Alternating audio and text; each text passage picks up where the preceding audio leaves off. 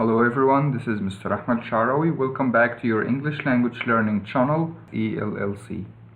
Today we have a new video on one of the most important grammar rules, which is different sentence structure. But why is this grammar lesson so important?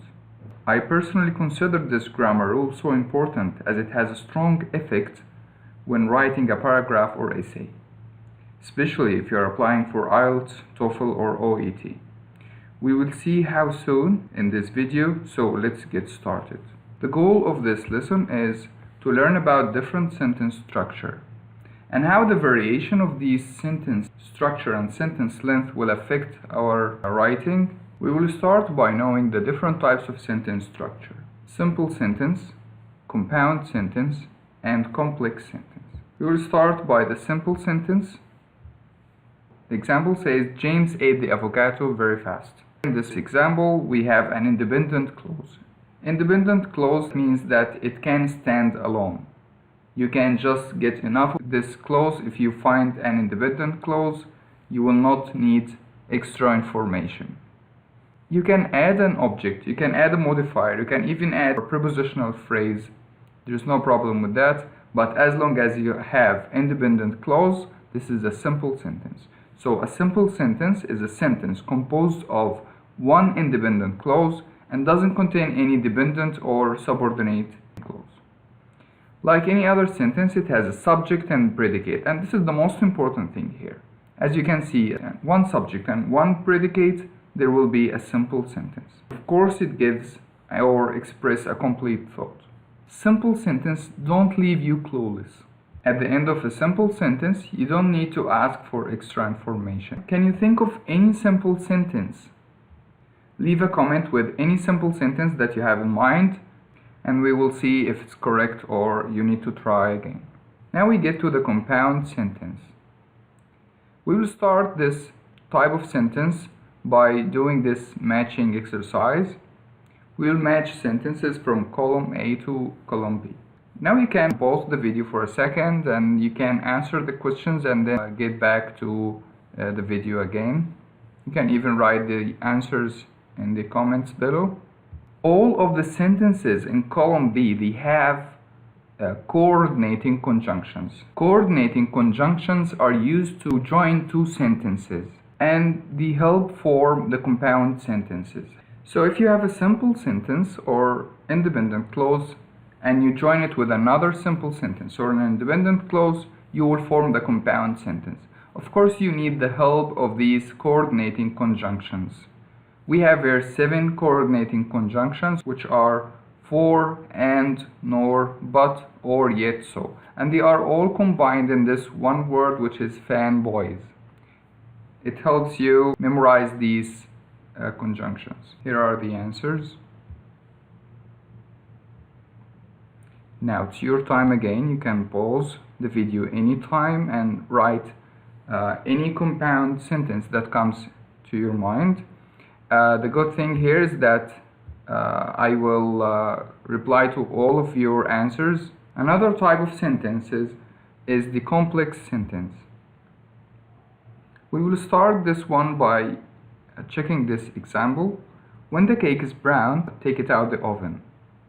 We have here what we call a dependent clause, and we also have the independent clause. We already talked about the independent clause. We said that it can stand alone. You don't need to ask for explanation or extra information. You already got a complete thought. What about the dependent clause? So when you say, when the cake is brown, and you stop there, do you think that I'm expected to understand what am I going to do? No. This clause doesn't make any sense if it stands alone, right? The dependent clause needs an independent clause to make sense and to give a complete thought. And this would be a complex sentence. Sometimes there is a comma, sometimes there is no comma. So a complex sentence has an independent clause and at least one dependent clause. The thing that distinguishes the complex sentence is the use of subordinating conjunctions. Subordinating conjunctions link the dependent clause with the independent clause to form the complex sentence. The dependent clause begins with a subordinating conjunction. Examples of these subordinating conjunctions are after, although, because, before, even though, however, if, since, so that, unless, when, while, whenever. They are not all the subordinating conjunctions, but they are some examples of them. Some examples of complex sentence: I washed the car after I came home. He went to see a doctor because he was sick. Even though she was late, she managed to complete the assignment. How would you know the independent clause and the dependent clause in each sentence? Go back again to this part here. It says the dependent clause begins with a subordinating conjunction. So when you want to find the dependent clause, you will see that there is a subordinating conjunction at the beginning of this clause. After I came home, because he was sick, even though she was late. So the sentence can start with a dependent clause or independent clause. It doesn't matter, but the thing that matters is that the dependent clause begins with a subordinating conjunction. So comma or no comma, you may get confused. When do we use the comma? As you can see here in these two examples, one of them, when the cake is brown, comma, take it out of the oven. The other one is, you will definitely lose if you don't try. If you have a look at the subordinating conjunction or the dependent clause, you will find one example is having the dependent clause at the beginning, the other one is having the dependent clause at the end. So when the dependent clause is at the beginning of the sentence, you must use a comma. When the dependent clause is at the end of the sentence, you don't use a comma. It's so easy, as you can see. Just have a look on the subordinating conjunction. If it's at the beginning, if it starts the sentence, so there's a comma. If it doesn't start the sentence, if it's at the end, you don't need to add a comma. Now it's your time again to leave a comment with any complex sentence that comes to your mind. Give me any example. We will check together if it's correct or incorrect. Also, if you have any questions, if anything is not so clear in this presentation, you may ask any question you like. So now it's the assignment time. You have a writing task.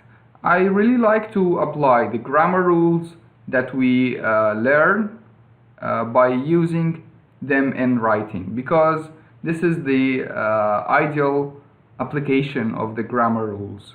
And the grammar rules, they are not just there to answer the grammar part of any exam. No, they are so important to make our writing more professional. And this is one problem that faces many people who have the IELTS exam or TOEFL or any other exam that involves writing tasks, that maybe they don't know how to use different sentence structure. They don't give a variety of lengths in the writing.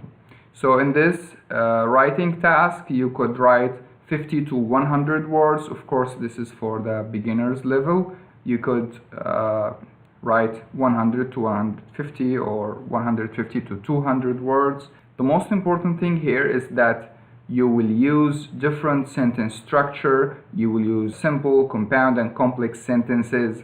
You will give a variety of length in each sentence, so it will look more professional.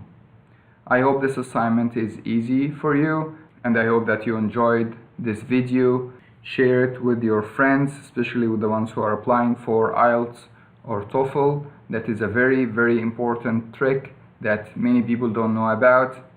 The writing task will look more professional and you will get higher marks in writing. Thank you so much for watching. If you didn't subscribe yet, make sure you subscribe to my channel to watch all the new videos. Thank you so much. Bye.